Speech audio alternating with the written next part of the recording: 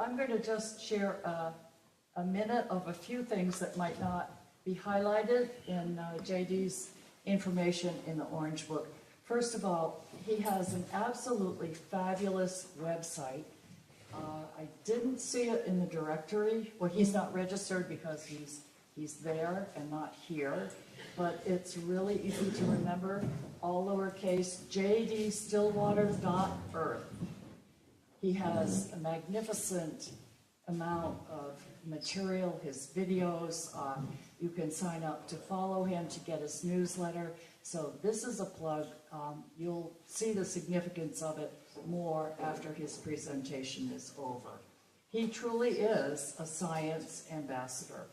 And we know him well in IRAS for his role here. He's a prominent figure in organizing the IRAS webinar series. He's a member of the governing board, the council, and has been a noted presenter at IRAS conferences. I sometimes in my head think of JD as a kind of old-fashioned, besides being a science ambassador, sort of an old-fashioned itinerant preacher. Although, as far as I know, he doesn't do that on horseback.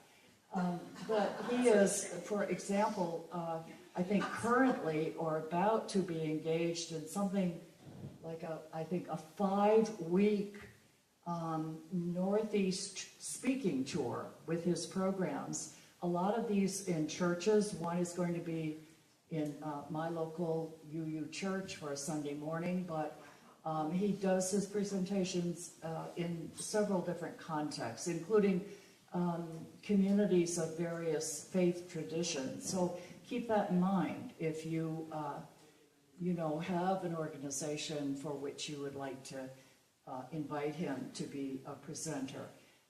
The reason, as I understand it, that he's not here in person is because he has been at the Unitarian Universalist General Assembly not only as a presenter, but also representing a relatively new organization connected with the work of RNA, which we heard about yesterday, that is called RNUU, Religious Naturalist Unitarian Universalists.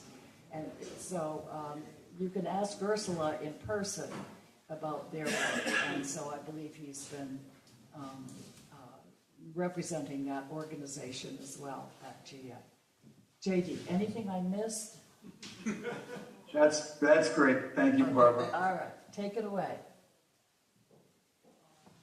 Well, it's a pleasure to be here. I wish I was there in person, and can't be in 2 places at once just yet. We'll have to figure that out. I have always been fascinated by things that go boom. And lightning, of course, is one of those. And just the primal power and unpredictability of it. And it's also beautiful from a distance. Well, one summer in my early 20s, I was leading a wilderness hike for teenagers in the Lewis Fork Wilderness of Western Virginia. And we were camped in a spot that we called informally Dead Pony Ridge because there was a skeleton of a wild pony nearby. I was collecting firewood near our campsite, and there was no rain, no distant thunder, just a kind of a cool breeze that suggested we should probably collect firewood soon because it might rain. And lightning struck a tree less than 100 feet away. The flash and the bang of it were simultaneously and gobsmackingly bright and loud. My ears rang, my eyes clenched, and I was momentarily deaf, blind, and stunned. And then came the exhilaration, the whoops and the hollers and the, did you feel that? Everybody was filled with an overwhelming feeling of triumph, excitement, and some feeling, one that's hard to describe. Well, what I felt that day was awe. Awe is an emotion, an experience, a feeling. And until recently, researchers who study emotions and feelings haven't known much about awe. And I don't know if it's because they ran out of other emotions to study or if no one thought to study awe before this. But really, just the last 25 years have seen a flurry of experimental studies of awe. And the results are, predictably, awesome. Researchers define awe, here it comes, as, quote, an emotional response to perceptually vast stimuli that overwhelm current mental structures, yet facilitate attempts at accommodation. What is that? Well, in other words, awe takes us outside our everyday lives and it challenges our conceptions of reality. And it leaves us in a state of wonder as we try to make sense of it, try to make sense of what happened. Awe happens when we perceive something vast. And vastness can be physical, like the Grand Canyon or distant galaxies, or it can be the overwhelming light and sound of a lightning strike. Vastness can be metaphorical or conceptual, as in an expansive idea with vast implications, like Einstein's theory of relativity, for example.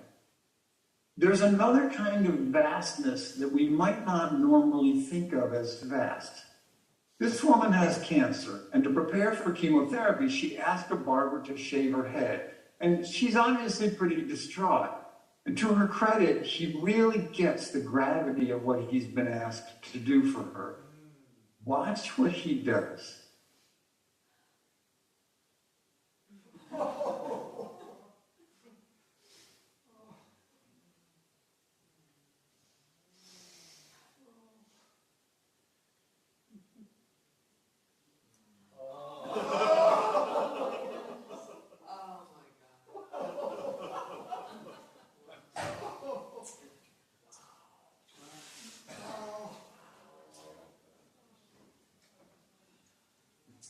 That is not the reason my head looks like that. So vastness can be social, like seeing someone perform an act of great kindness with vast implications for how we think about our fellow humans. Vastness can also be embodied in the complexity of something, like the schematic of human metabolism. Awe can be invoked by grand vistas, powerful music, intense meditation, fast or slow motion videos, powerful people, intricate artwork. Just kidding, here's some. It can be invoked by religious epiphanies, even impressive buildings. Although studies show that nature and natural settings are by far the most common sources of awe for people. And when we feel awe, several things happen inside us. We feel small and insignificant, suddenly aware that we are in the presence of something far greater than ourselves. And researchers call that experience the small self. And it's related to the perceived vastness of the event that we're witnessing. At the same time, two different parts of our brain change their activity, the parietal lobe and the central executive network. And relax, those terms will not be on the quiz. Just listen. The parietal lobe normally orients us and anchors us in our skins. It's aware of our body's edges and boundaries. During awe, the parietal lobe tamps down, dissolving the perceived boundaries between ourselves and our surroundings. So that makes us feel more connected, more a part of our environment. And in extreme awe, many people report an all-encompassing oneness with the entire universe. Sound familiar? I did hear this morning's presentation by Ashok. At the same time, the central executive network increases its activity, and this brain system is involved in what we pay attention to. So awe centers us in the moment, immersing us in the experience we're having. In other words, the ego takes a little bit of a break. We can't be self-conscious while we're experiencing awe. Does any of that sound like the spiritual core to you? Well, David Yaden and Johns Hopkins described 6 core characteristics of awe experiences, and we've discussed the first 3 already. But to illustrate this one, I want to show you a short video of the turning earth. And for now, just watch.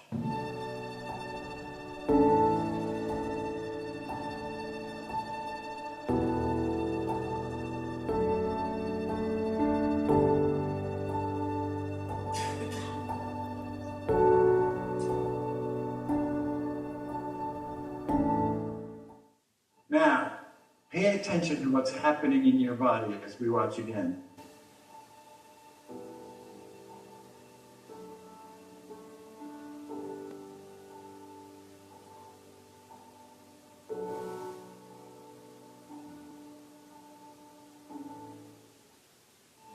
When we are in awe, our jaw drops and our mouth gapes.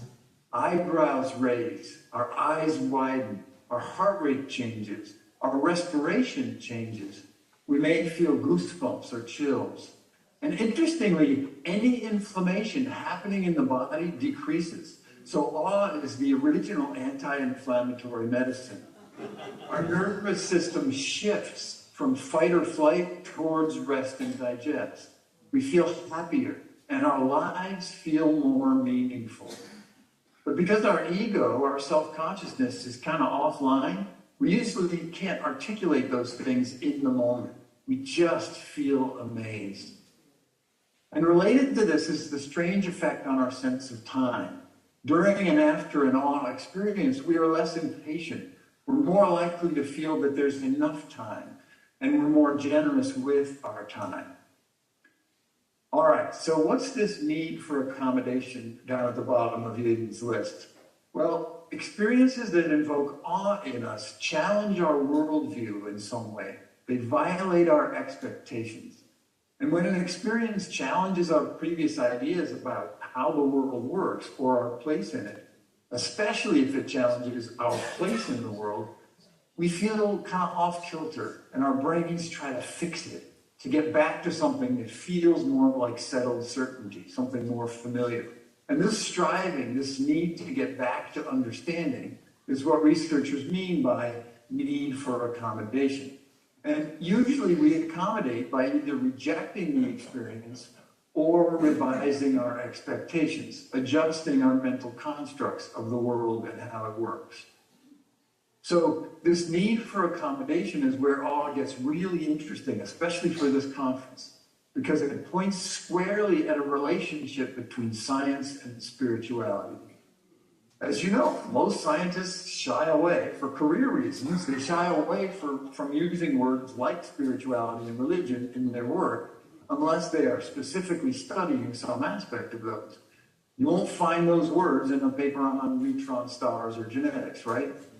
But the study of awe inevitably brings us so close to spirituality as to make avoiding them nearly impossible.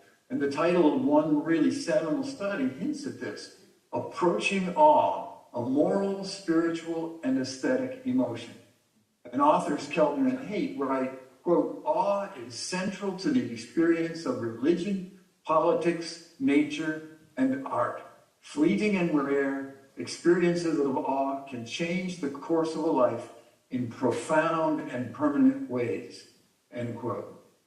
And then David Gaden at UPenn adds this: "Awe is the every person's spiritual experience." Awe has always been central to the formation and maintenance of religions.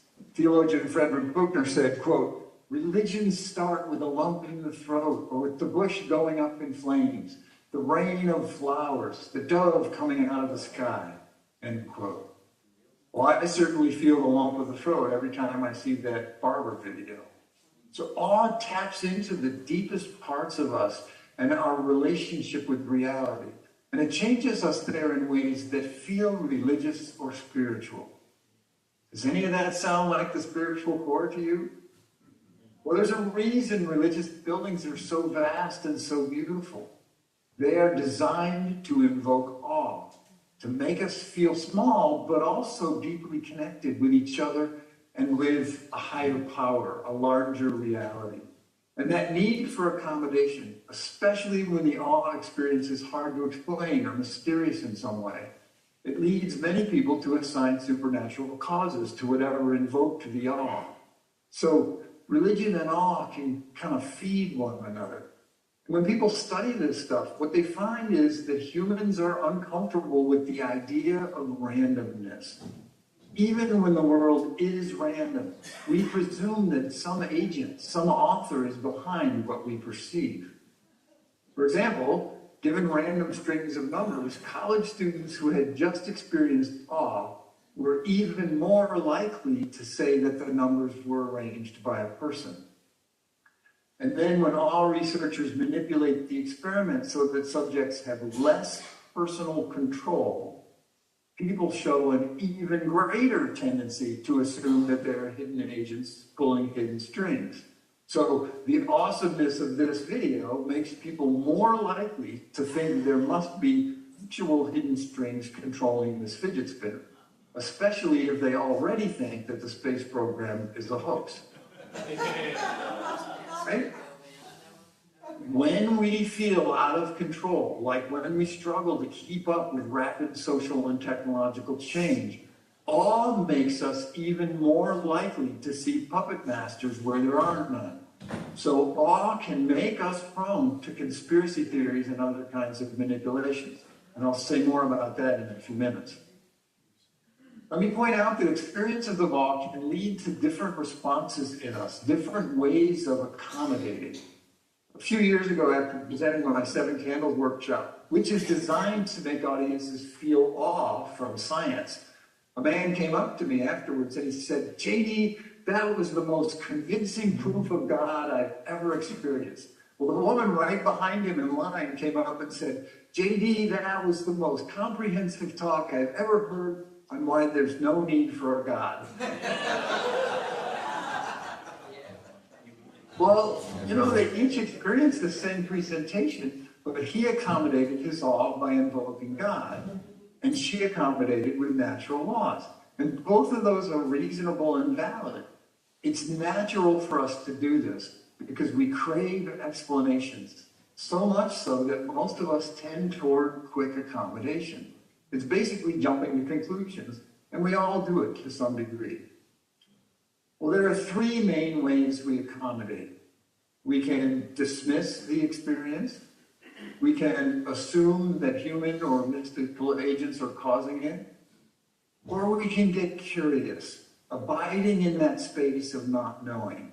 And that last option requires flexible mental frameworks that can accommodate ambiguity and mystery, at least for a while. And these 3 options actually fall into 2 broad categories. Most people, most of us, are explainers. Feeling that need for accommodation is kind of uncomfortable. It's unsettling.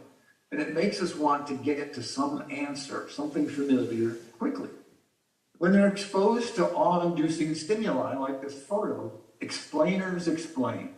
It must be a trick, or some hidden agent must have arranged it. And these are normal responses. Let me suggest that both of these responses are a form of spiritual bypassing.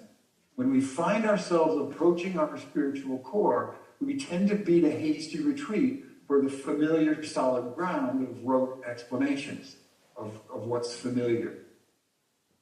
A much smaller portion of people respond by wondering. And that phrase, awe and wonder, was made for these folks.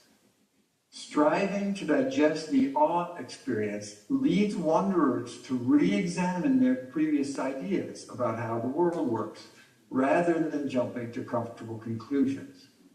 So wanderers tend to sit in awe longer, asking questions rather than jumping to conclusions, because these folks are more comfortable with uncertainty and ambiguity.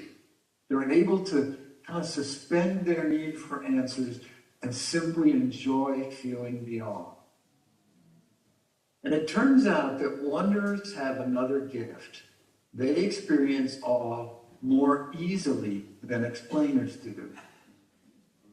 Wanderers are described in psychology literature as the dispositionally awe-prone. They are more likely than most people to feel awe in any given situation.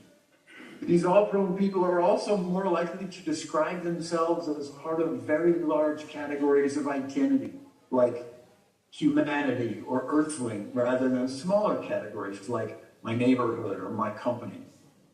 Awe-proneness even shows up in the brain, in the activity of the anterior cortex. Interestingly, awe-proneness closely correlates with a sense of well-being, a word we've heard a lot this week. What do we mean by a sense of well-being? Well, for starters, we could just look at those kids' faces, right? And you may have covered this earlier in the week when I was not paying attention. But there are actually two kinds of well-being described in the psychology literature, the hedonic and eudaimonic. And I know this may have been touched on earlier this week, but just a quick review here. The word hedonic comes from the same root as hedonism and refers to happiness, pleasure, satisfaction. Eudaimonia comes from the Greek words for good spirit and refers to feeling that your existence is personally meaningful. People with eudaimonic well-being express themselves freely. They enjoy their chosen activities intensely. They pursue excellence and try to achieve their fullest potential. And all of this because they have that deep sense of meaning and purpose in their lives. Everyone has both kinds of well-being, more or less, and both of them are good and healthy ways of being well and healthy. But awe-prone people, the wanderers, enjoy more eudaimonic well-being. This suggests that we may be able to boost our own eudaimonia just by seeking out and savoring experiences of awe. And for me personally, that means seeking awe in the natural world and in the science that describes it. Lightning storms are a really easy example. But researchers say tall trees, even tall buildings are enough. The intricacy of a leaf, anything that feels vast, that takes us out of our everyday grind. During and after being in awe, we are more generous with our time, our efforts, and our money. We behave more ethically. We shift our attention from material things to the sublime and profound, and from a day-to-day rat race focus to broader implications, to bigger picture perspectives. Our critical thinking sharpens. We are more humble.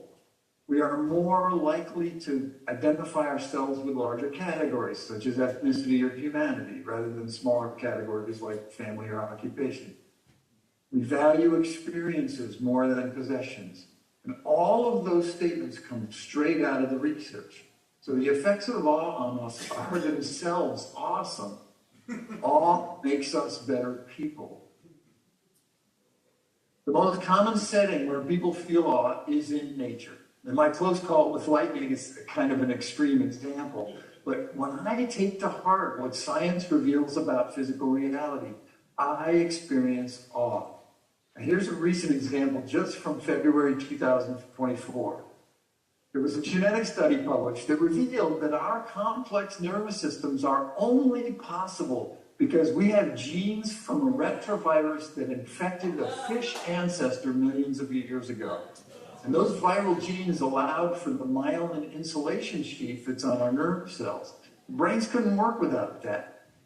Turns out that a full 40% of mammal genes contain bits of DNA that were provided by viruses that infected our ancestors.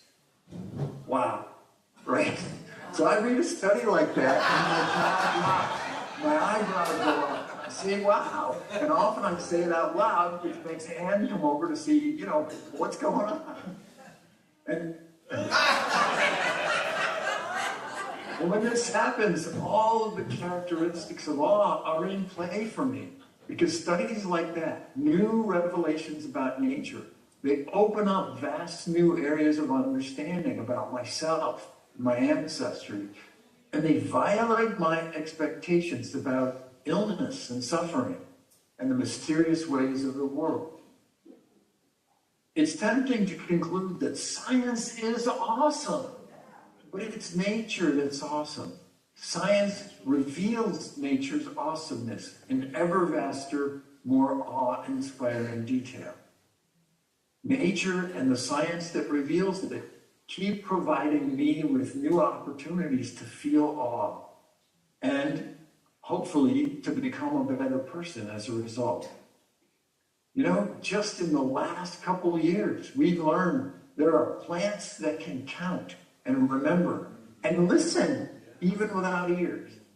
We know that slime molds can remember things long after they learn them, even after spending an entire year in a freezer.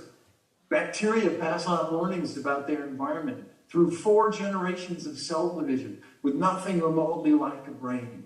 There's this whole new branch of science investigating what's called basal cognition, the intelligence of single cells.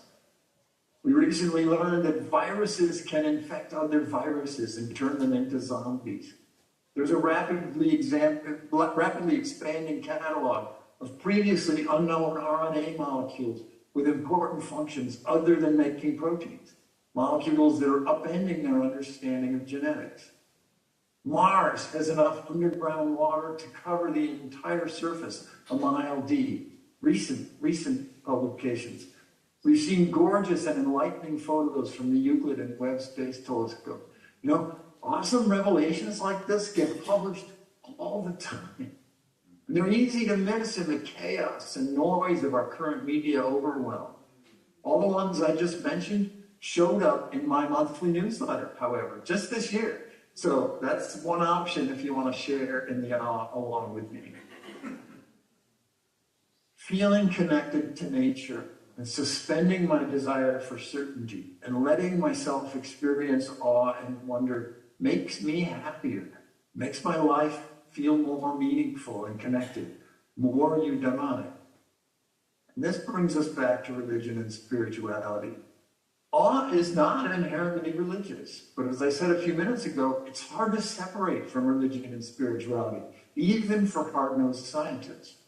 For example, sociologists were puzzled about why religiousness is so strongly correlated with eudaimonia. It is. People who are devoutly religious have a stronger sense of purposeful well-being. They have more eudaimonia than people who are not religious. You know, an obvious conclusion is that church communities are more supportive, or that something about religious faith gives us a sense of trust and well-being. But those don't pan out when you dig into it. A study in 2012 and 2 more in 2014 helped answer this question. It turns out that more than thoughts, more than beliefs, frequency of church attendance, or social connections made at church, or even other positive emotions like pride, happiness, or amusement, more than any of those, the so-called self-transcendent emotions of awe, gratitude, love, and peace were the most strongly correlated with a sense of well-being, with awe standing out at the top of that list. It seems that religion is a place where many people experience awe, and it's awe that improves their sense of well-being. The author of the 2012 study, researcher Patty Van Kaplan, wrote, quote, "Awe seems to be a necessary condition for outcomes that are a function of religiosity and spirituality. Awe activates the connection between religion and behavioral intentions," end quote. So this creates a virtuous cycle. Awe creates meaningfulness, which we experience as profound or spiritual, which then makes us more likely to experience awe. I haven't attended that many sessions this week, but the ones I did attend, I kept saying to myself, yeah, awe is what ties all of this together. Awe is kind of a direct route into the spiritual core. In 2023, a team at Yale conducted a randomized controlled clinical trial on long COVID patients, just published in May 2025, just last month. And they found that as little as 30 seconds of awe each day reduced depression in the intervention group by 17%, reduced stress by 12%, and increased feelings of well-being by 16%. The intervention was just asking patients to take a few seconds 3 times a day for awe, following this very simple mnemonic.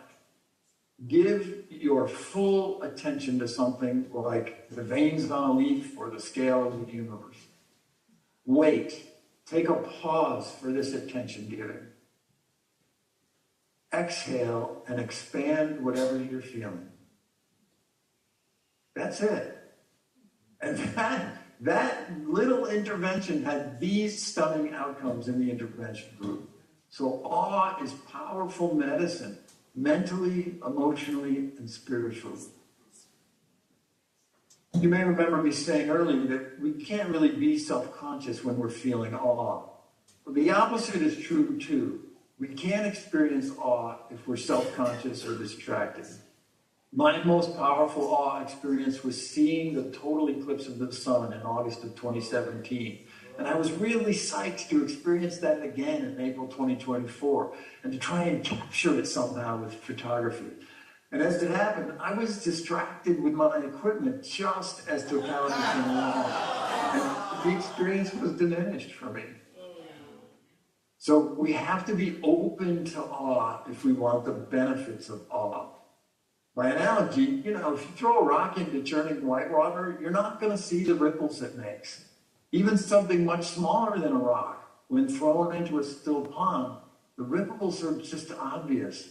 So awe experiences are a little like the rock. If the mind is still and open, we can take it in more fully. One of Anne's most memorable experiences happened while we were hiking. The rainforest trail we were on crossed a small stream, and something drew us to leave the trail and just walk upstream. And sometimes Anne can be a bit talkative, and so at some point I suggested that we just explore in silence. And we soon found ourselves in a dark, misty grotto fed by a waterfall. Kind of like this one. This is not the exact one on the screen, but it has the same feeling. And we swam together in a heavenly pool in the most beautiful and alive place we'd ever been. Anne still describes it as a powerful spiritual awakening. And she says she was only able to experience the awe of that place because not talking allowed her mind to be still and open. If there are any veterans, especially combat veterans here today, I need to offer a quick heads up for everybody because this next part includes the sights and sounds of explosions that may be startling. So please take care of yourself. I won't be offended if you just need to leave the room. My 11th grade chemistry teacher required a term project each semester. My proposal: building a detailed plan for demolishing the school building using engineered explosives. My project would include how to make the explosives from scratch. I added that I would need copies of the school blueprints because my project could someday save the school district money on demolition if they ever decided to build a new high school on the same site. Well, needless to say, Mr. Stenslick quietly suggested a different project. And if a 17-year-old made a proposal like that today, they would almost certainly be arrested. And the reason for that will make an appearance here in a few minutes. No doubt, my chemistry teacher's decision was a wise one, but I was undeterred, not in wanting to destroy the school. I actually love school, but in wanting to learn how to make explosions, how to blow stuff up. So as soon as we finished the unit on redox reactions, I realized that my dad's welding equipment offered a place to begin. Mr. Stenslick actually checked my work for balancing the chemical equation for oxidizing acetylene with pure oxygen. And I suspect that he knew exactly why I was asking, but we didn't talk about it. Anyhow, talk about awe. That first balloon bomb held over a candle at the end of my dad's longest bamboo pole punched me in the chest like a thunderclap. The fireball was about 2 feet in diameter. It blew out the candle and charred the grass underneath it. And my first words after the stunned silence were, wow, again, bigger. Now, when a 17-year-old boy needs a balloon that's bigger than a regular balloon, I still make condom bombs once in a while, and I still feel awe every time. Using welding tanks, it's kind of hard to measure the gases precisely, so the explosion isn't quite as big as is possible. But it's enough, and you have to be there to really feel the punch. But I want to share a video. The echoes give a clue as to how loud this is.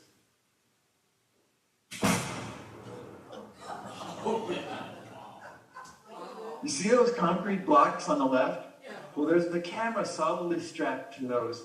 Here's that same explosion in slow motion from that angle. And watch how the camera shakes when the shock wave hits.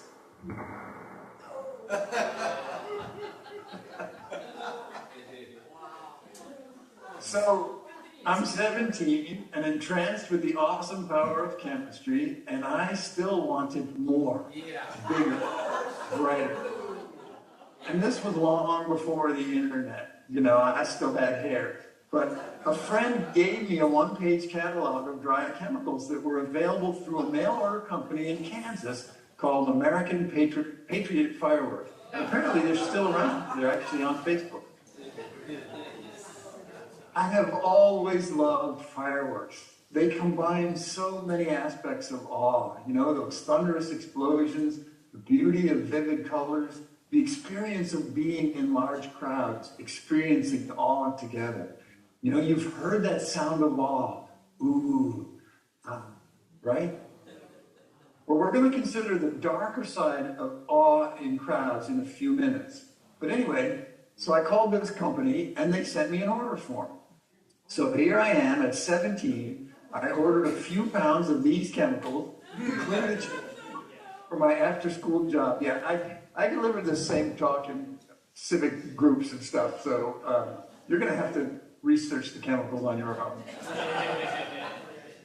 So I sent them a check for my after-school job, and I signed the form testifying that, why, yes, I am at least 25 years old. What's 8 years among friends? Over the next 14 years, I filled plastic film cans. Remember those? I filled film cans and pill bottles. I filled them with flash powder, the same stuff that photographers used to use before flash bulbs. And it turns out if you pack it tight enough, flash powder makes quite a bang, much, much more than a condom bomb, and a blindingly bright flash to go with it. I always use Estes model rocket igniters left over from my 4-H rocket phase so I could detonate them from a safe distance using electricity.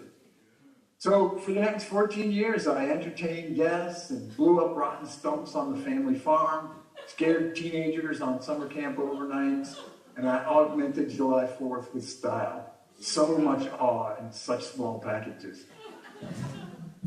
But then, in April 1995, a right-wing American terrorist used ammonium nitrate fertilizer soaked in diesel fuel to destroy the Oklahoma City Federal Building on a busy workday. He killed 168 people, 19 of them children. That day, the fun went out of explosions for me. I never wanted to be associated with that kind of explosion. And as you may know, the FBI started keeping a much closer eye on fertilizer, let alone firework-grade chemicals. So I used up all my remaining chemicals in one final, gloriously big bang. It was still awesome, but my heart wasn't in it, not like before. Awe is not always awesome. The military strategy used in the U.S. invasion of Iraq, you may remember, in 2003, they called it shock and awe. Well, military strategists actually prefer the term rapid dominance.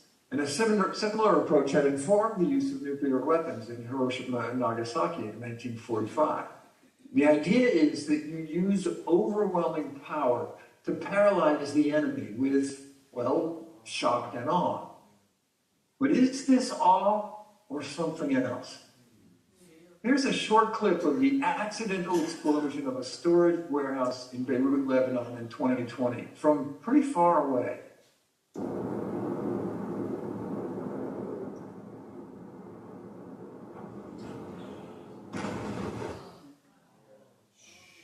Even in slow motion, it happens so fast and is so massive, so vast, that the first time I saw this video, I had a strong reaction that I thought was awe.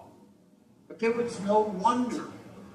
No wonder came with it. just a sinking, kind of awful feeling, just to know that such destructiveness could even exist. Notice that it's a distressed kind of wow. It's not about glory and wonder, but something else, something horrible.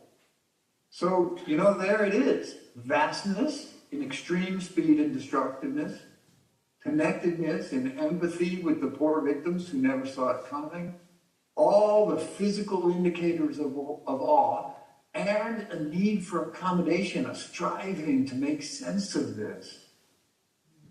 I guess most of us felt something like that when we saw the World Trade Centers fall.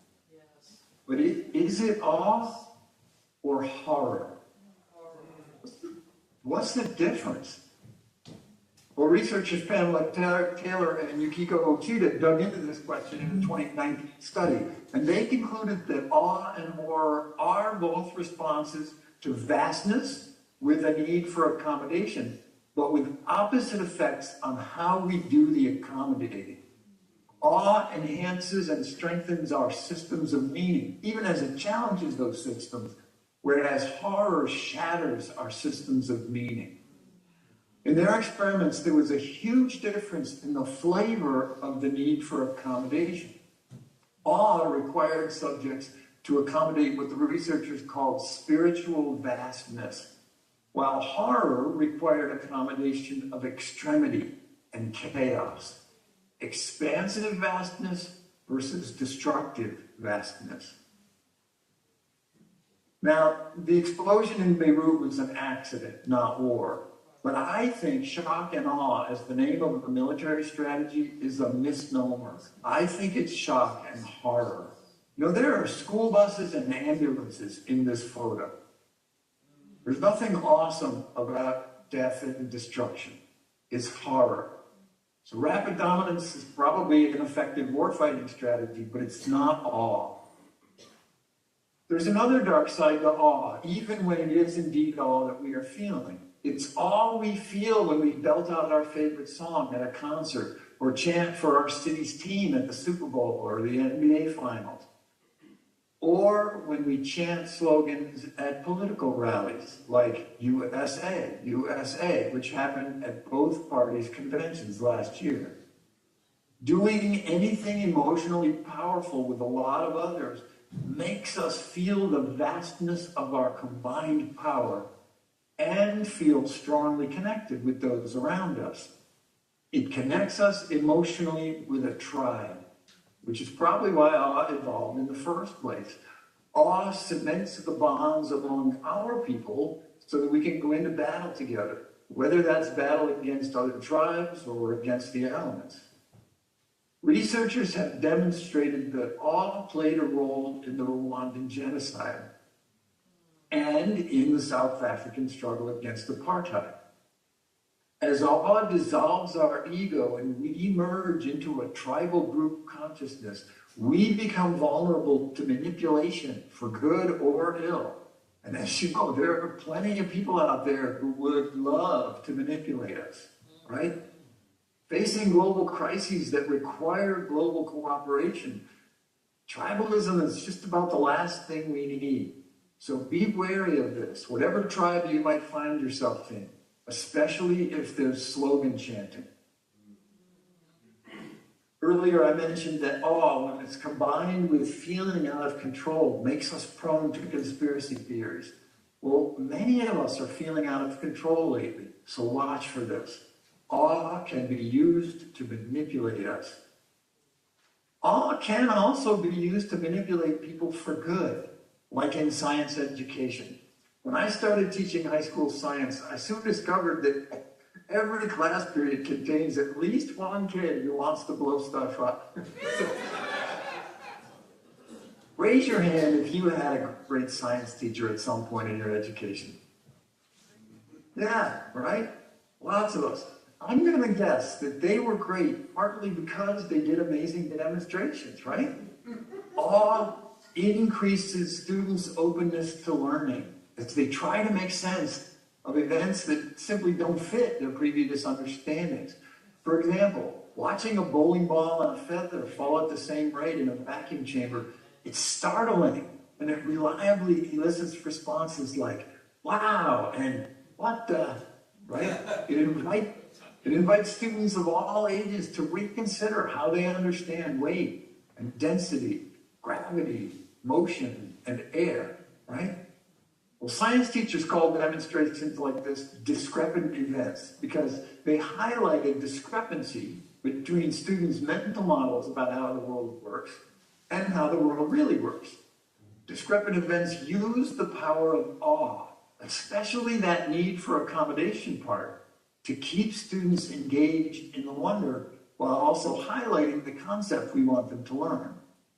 Discrepant events are always a hit in science museums, and of course some YouTubers are making a living by recording them and explaining them.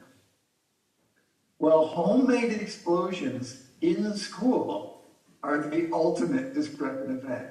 And like me, some kids are going to make them anyway. So I figured I might as well make sure they do it safely and learn some chemistry along the way.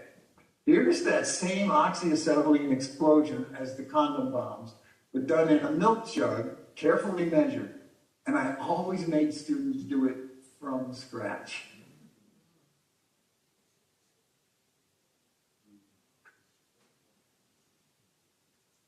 Here we go. Oh my God! I'm telling you. Another option is in line with teaching about states of matter. So carbon dioxide in the form of dry ice goes directly from solid to gas at room temperature. In a soda bottle with some water, it quickly reaches the failure pressure of plastic soda bottles. You just have to add dry ice and screw on the cap. And it's essential that you watch from a safe distance. Here's what I mean.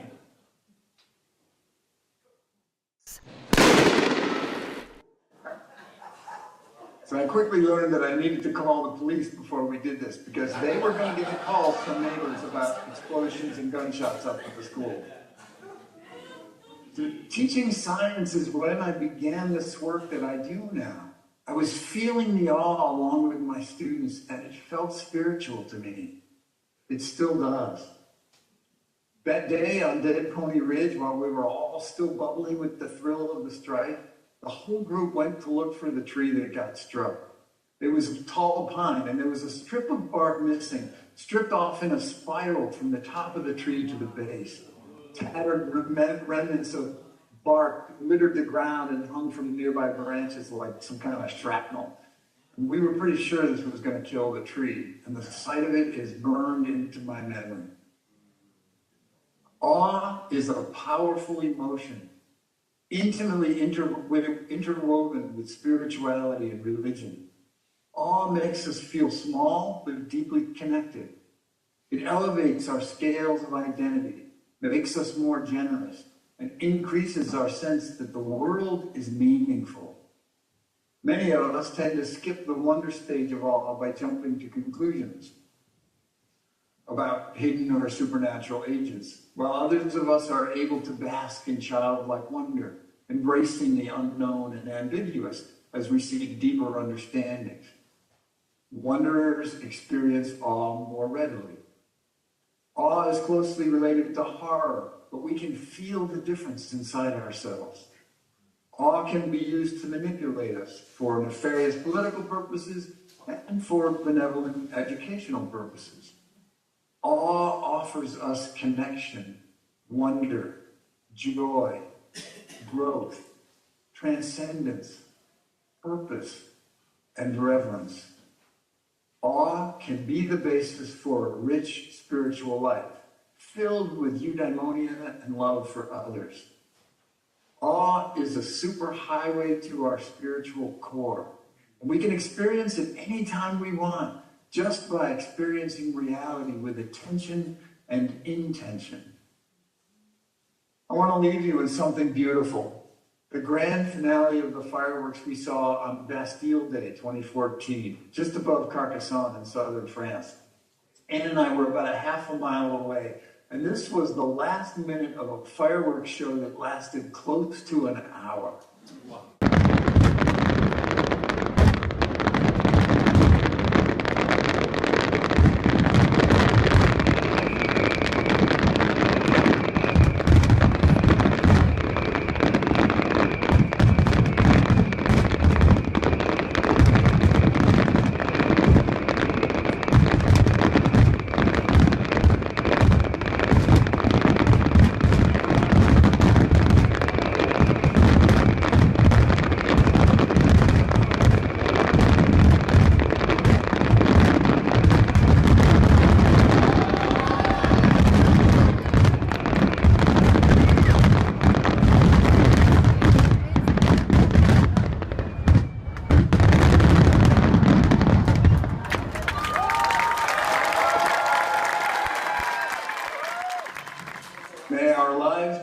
filled with all the colors, bursting and sparkling the light of learning and awe into our world.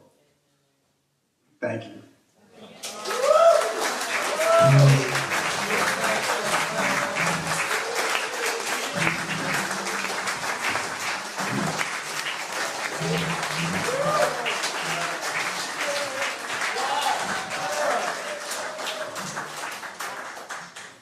JD, thank you. And we have a little less than 10 minutes for questions and comments and responses.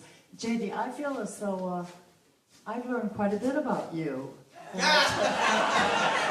I didn't know before. And so thank you for that too.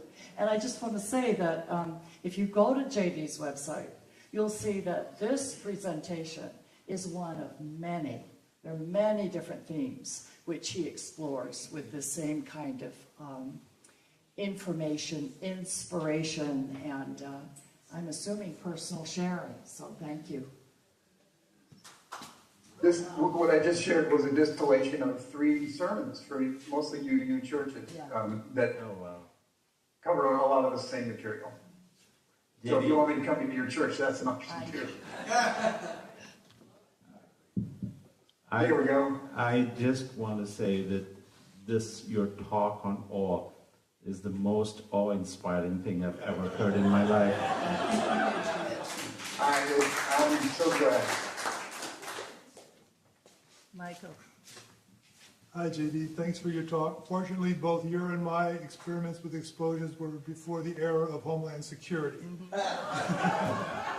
I was inspired to ask you a question based upon your initial consideration of the lightning strike and then onto the brain. So I just wanted to briefly share something and see if you have a comment.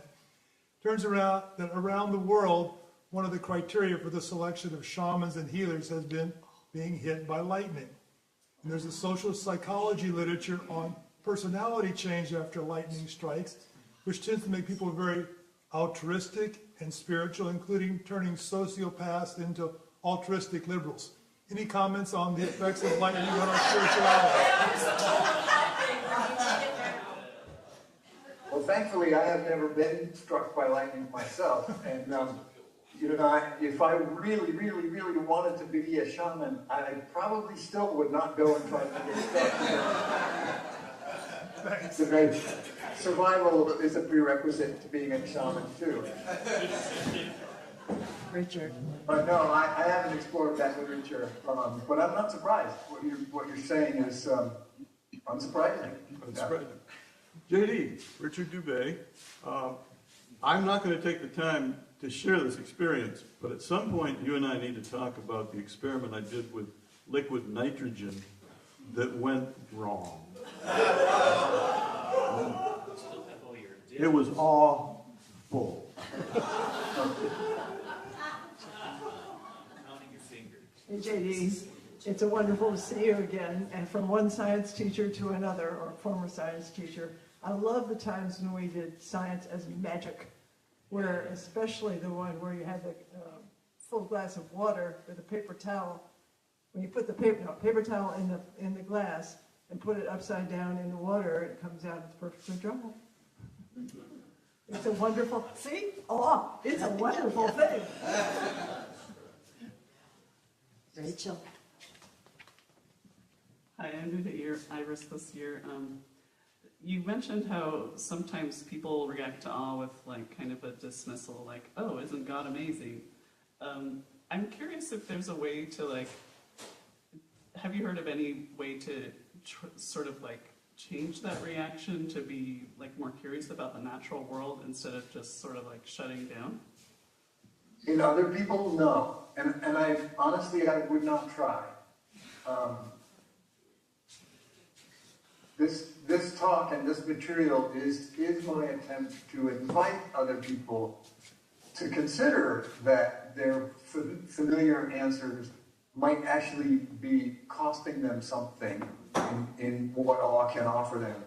But I would not try to get in between someone and their cherished religious experience of something like that. You know what I mean? I think it's too risky in terms of just basic respect and acknowledging that religion is really important for many people, life-saving for many people. It's just that kind of theistic approach doesn't speak to me personally, but I recognize that it's important for others, and I don't want to get in between that. I do want to invite them to consider another way of being. Just a comment on the life-changing effect of lightning strikes. I remember the story of Martin Luther coming home from being a student riding his horse, and he barely avoided being killed by a lightning strike, and that changed his life. He became a monk, and it was the beginning of the Protestant Reformation. Yeah, the pagan societies, some of their most powerful gods are named after lightning or are considered to be lightning. There's a reason. I just wondered, hoping you could stand up and show us your tie.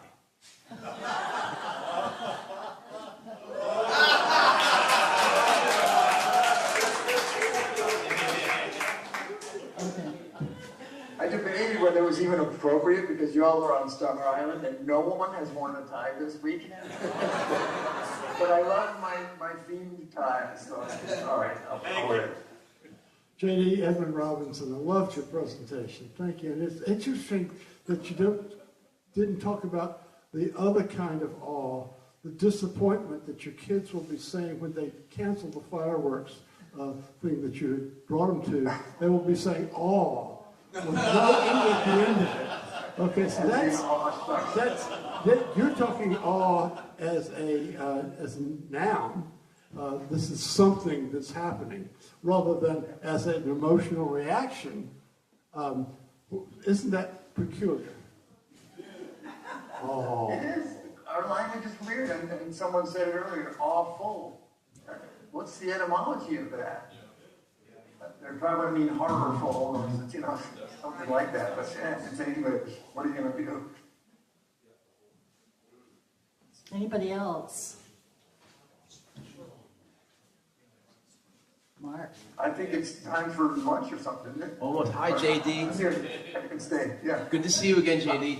I just want Yeah, Mark Cooperich. I was just really interested in when you showed the aspects of the explosion of the building in Beirut and how that, and then you teased out the information about like how people react to that in terms of something, awe being a wonderful thing or that explosion being a bad thing. I saw that as kind of a really nice argument for what I think is like a religious naturalist thing where you don't, it's not really necessary to have a spiritual or a theist concept of good or bad, that kind of came up through just by being human. I thought that was very interesting.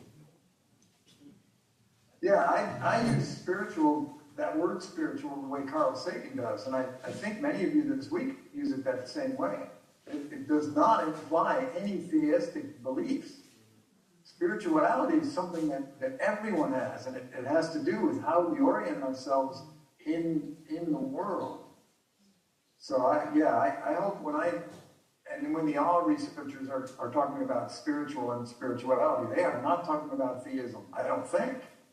At least that's been my impression from the ones I have said in this week. William James, I don't think was talking about theism when he used the word spiritual. Gretchen. That was 100 plus years ago. JD, hi. I am Gretchen. I am a UU minister. And this is the first time I have ever had anybody connect the dots about how I am in the world, how I move through the world, how I experience the sacred all around me every day, and why I am religious. Thank you. You are welcome. I live in awe. Are you currently serving? I have just retired from serving a church in southeastern Mass, near the border of Rhode Island. So I look forward. I understand now you're coming to Chatham and talking in July. Yes. I plan to be there, my friend. Look forward to meeting you in person. Thank you. Take care. You're welcome. JD, it is lunchtime. So, okay. thank you. You seem very present with us, and certainly have been in the past, and we hope to have you here in the body next year. That would be awesome. Thank you. That's all. Enjoy your life.